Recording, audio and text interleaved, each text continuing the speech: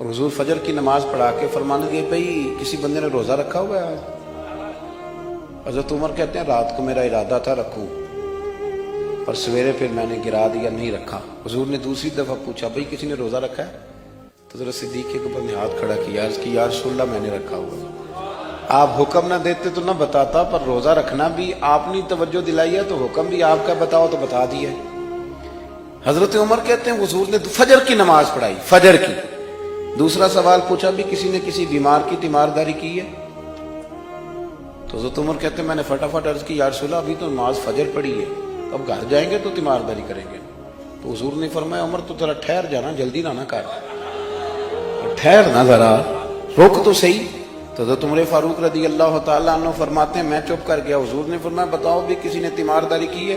تو صدیق اکبر نے ہاتھ کھڑا کیا، عرض کی یا رسول اللہ عبد الرحمن بن عوف رضی اللہ تعالیٰ عنہ 2-3 دن سے نماز پڑھنے نہیں آ رہے تھے، رات میں نے پتہ کرایا تو پتہ چلا بیمار ہے، اور حضور مجھے یہ بھی پتہ ہے وہ میرا یار ہے، مجھے پتہ ہے رات کو جلدی سوچا پر تہجد میں ضرور اٹھتا ہے۔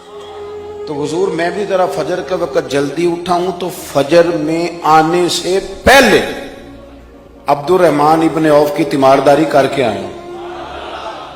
حضرت عمر کہتے ہیں میں نہ ہلکا ہلکا ڈھیلا پڑ گیا۔ حضور نے تیسرا سوال پوچھا، فرمایا کسی نے کسی مسکین کو کھانا کھلایا؟ کھانا کھلایا کسی مسکین کو؟ حضرت سیدنا عمر فاروق کہتے ہیں میں نے پھر عرض کی، میں نے کہا یا رسول اللہ ابھی تو فجر پڑی ہے، گھر جائیں گے کوئی چیز لیں گے تو کھانا کھلائیں گے۔ تو حضور پھر مسکرائے، فرمایا عمر تو ذرا ٹھہر نہیں جاتا، ذرا ٹھہر نہ، ذرا نظارہ تو کرنا، گویا یہ شان صدیق اکبر کا جلسہ ہو رہا، ذرا ٹھہرنا۔ حضور نے پھر پوچھا بھی کسی نے کسی مسکین کو کھانا کھلایا ہے؟ تو حضرت عمر کہتے ہیں لوگ سارے دائیں بائیں دیکھ رہے تھے اور میں چپ کے ابو بکر کو دیکھ رہا تھا، کہ مجھے پتا تھا کہ بولنا اسی نہیں ہے، اور دل میرا کر رہا تھا کہ کہہ دوں دیو جناب جواب، دل میرا کر رہا تھا۔ وہ سمجھ گئے تھے کہ سونا راضی کن کاموں میں، بس یہ نقطہ انہوں نے پا لیا تھا۔ حضور نے فرمایا بتاؤ کسی مسکین کو روٹی کھلائی ہے؟ تو جناب سیدنا صدیق اکبر نے ہاتھ کھڑا کیا، عرض کی یا رسول اللہ سویرے اٹھا ہوں تو چھوٹا بیٹا بھی اٹھ گیا تھا، اور میرے وضو کرتے سنت پڑھتے ماں سے کہنے لگا بھوک لگ رہی ہے، تو ماں نے 2 روٹیاں بھی پکا دی۔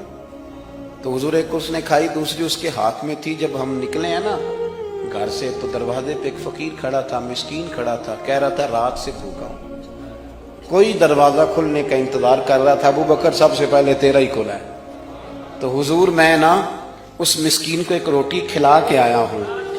حضرت عمر فاروق کہتے ہیں میں نے گردن جھکا لی، اور میرے رسول کریم نے فرمایا اے اللہ میرے ابو بکر پہ رحم فرما، اللہ میرے ابو بکر۔ وہ سمجھ گئے تھے، مزاج شناسا سمجھ آ گئی تھی کہ حضور کن باتوں میں، اور نا اپنے اوپر وہ سارا کچھ طاری کر لیا تھا انہوں نے، طاری، ان کی ادائیں بالکل ڈھل گئی تھی نبی پاک کی ادائیں۔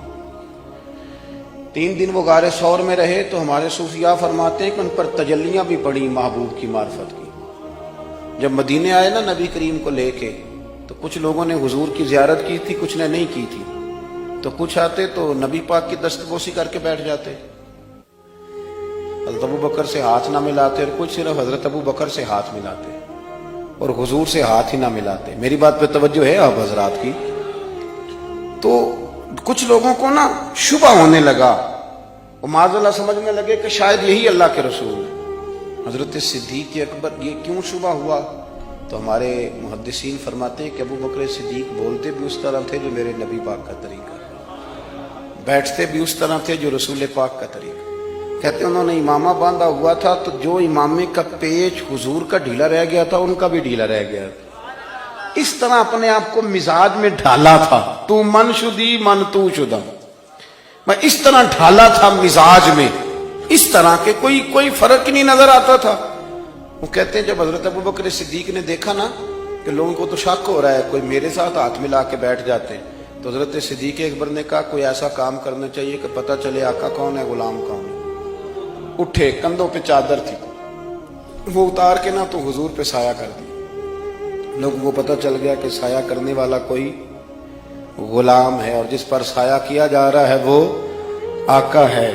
کیا خوبصورت نقطہ لکھا ہے مفسرین نے، شارحین فرماتے ہیں تھوڑی دیر کے لیے حضرت ابو بکر صدیق نے حضور کے سر انور پر اپنی چادر کا سایہ کیا تھا. اللہ کے رسول نے احسان کا بدلہ یہ دیا، نیکی کا بدلہ یہ دیا کہ قیامت تک ان کی قبر پر اپنے گنبد کا سایہ فرما دیا.